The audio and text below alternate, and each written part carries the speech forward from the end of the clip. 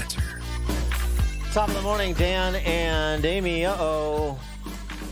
Nancy Pelosi may have disrupted a deal between please clap Republicans and the Biden White House on $1 trillion in funny money spending on infrastructure.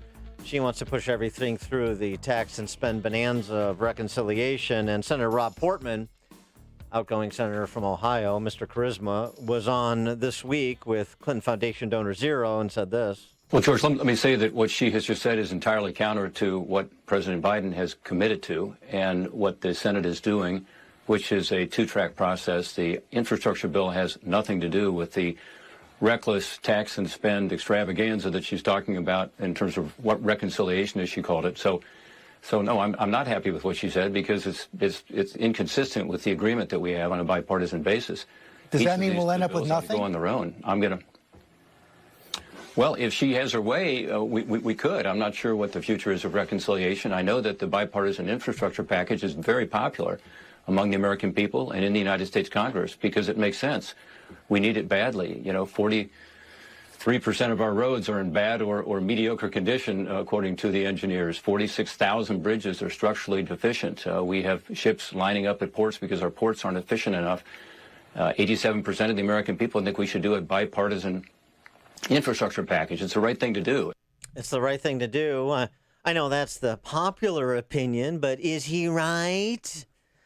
Well, let's put that question to John Tamny, editor of RealClearMarkets.com, director of the Center for Economic Freedom at FreedomWorks, and author of When Politicians Panicked. I think you can guess what the topic of that book is. John, thanks for joining us. Appreciate it. Hey, thanks for having me on. How about Rob Portman and the Please Clap Republicans and their $1 trillion bipartisan infrastructure deal? Good thing? Well, no, of course it's not a good thing. It's inevitable. What did Ronald Reagan discover when he was president? That it's very hard to shrink government because everyone's got something, at least one thing they want to spend money on. So ultimately they all vote for each other. I suppose this is good in the compromise sense. Let's be optimistic in the compromise sense in that Biden was talking $6 trillion not too long ago. He was completely delusional. A divided Congress could never get something like that through. So let's cheer Republicans for somewhat acting like Republicans, although I feel like they're less obstructionist than they used to be. Mm-hmm.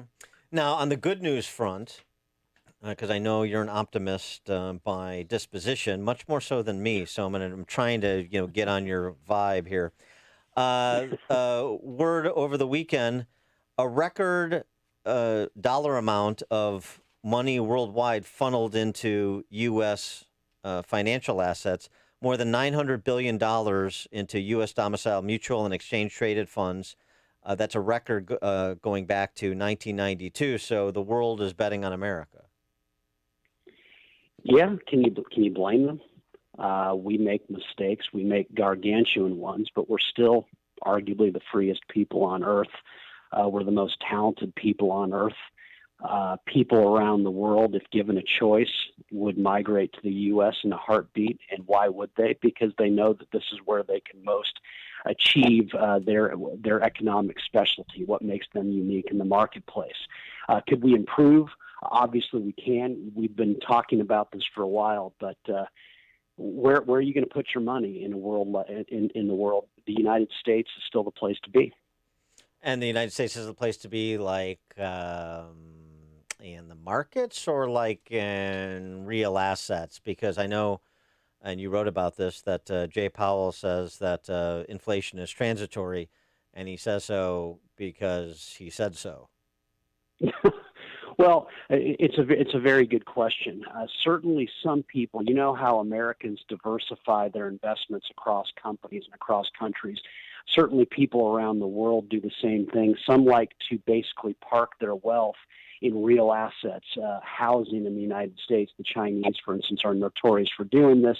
Hard to blame them for wanting to diversify. Inflation, there's no doubt when there's periods of immense interest in the housing market, which is consumption. Consumption is not, housing's not an investment, it's just consumption.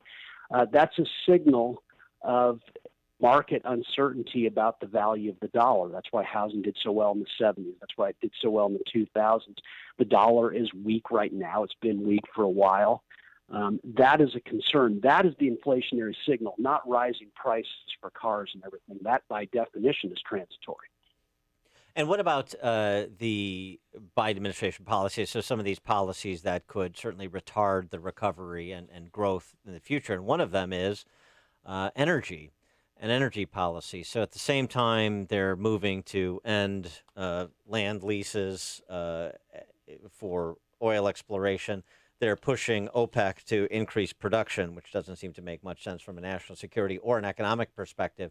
But fossil fuels, still 81% of our energy comes from fossil fuels, and that's not going to change materially in the near future. It's just a question of where those fossil fuels come from. But do you have any concern that the pipeline decisions, the land lease decisions, the outsourcing to OPEC or oil production will have a real, measurable, demonstrable negative impact on growth? I'm always concerned when presidents want to intervene, but ask yourself the question, when was the oil industry in the United States most on its back in modern times? The answer is very simple, the Reagan years and the Clinton years. You see, we had a good dollar during those years, and so the price of oil, it had been very high in the 70s when we devalued. It plummeted in the 80s and 90s. And so we basically didn't have an energy industry. Was that a national security risk? No, not at all. It doesn't matter where the oil is produced. We could be 100% bereft of oil in the United States and embargoed by every oil-producing company and country on earth and at war with them, and we'd still consume their oil as though it bubbled up in West Texas. You can't account for the final destination of any good. So this modern obsession on the right about being energy independent is so backwards, and it's so economically crippling. Oil is something that Equatorial Guinea can do, that Saudi Arabia can do, that Russia, Venezuela can do, that Nigeria can do, some of the most backward countries on earth.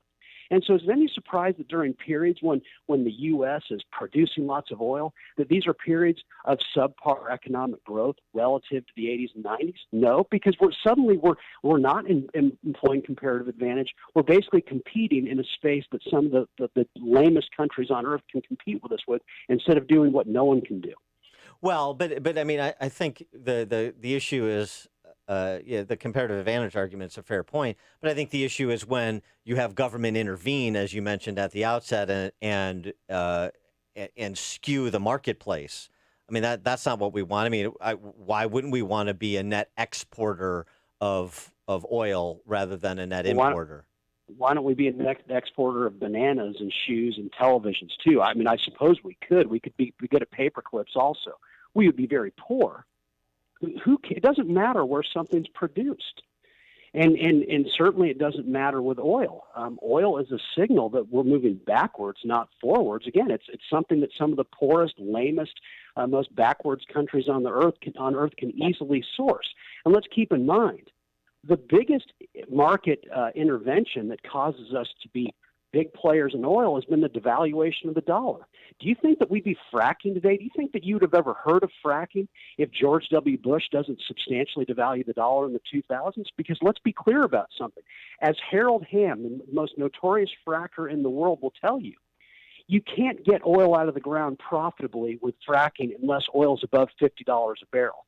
So basically, every American has to suffer a weaker dollar, a weaker economy, reduced economic opportunities so that we can be powerful in oil. I mean, where's the growth in that? Well, because we couldn't frack in the 80s and 90s. Why couldn't we?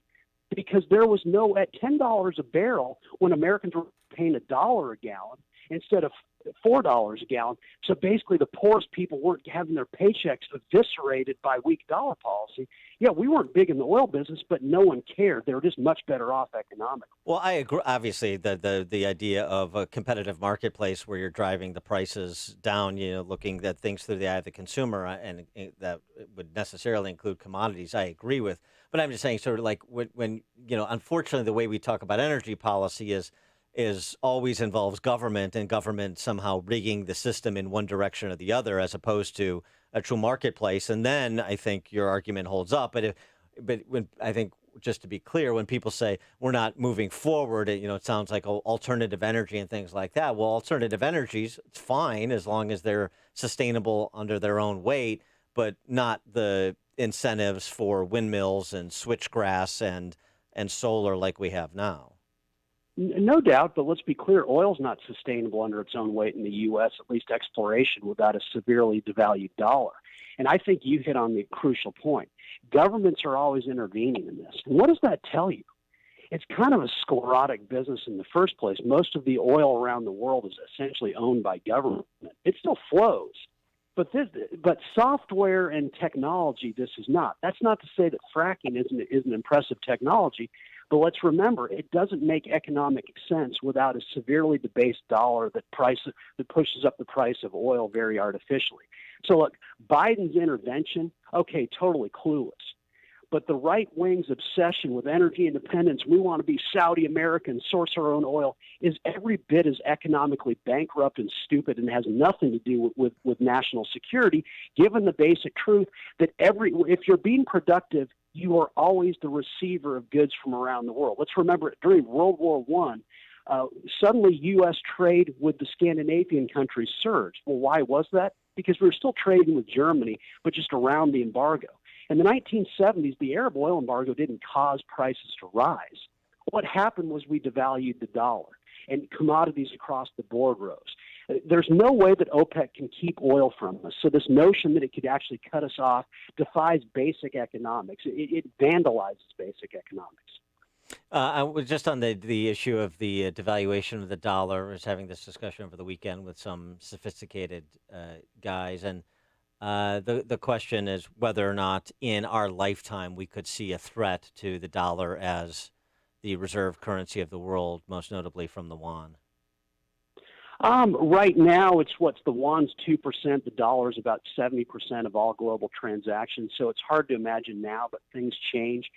To me, I think the biggest savior for the dollar is the yuan, because it's going to force, ideally, the U.S. Treasury to get more serious about issuing a currency that people can trust around the world. Why is the dollar the world's currency? Because for all its demerits, it's broadly trusted.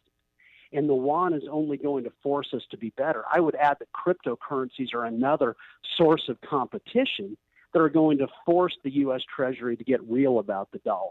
Historically, we never even talked about dollar policy because the dollar was defined as 1/35th of an ounce of gold, and the world was on a dollar standard.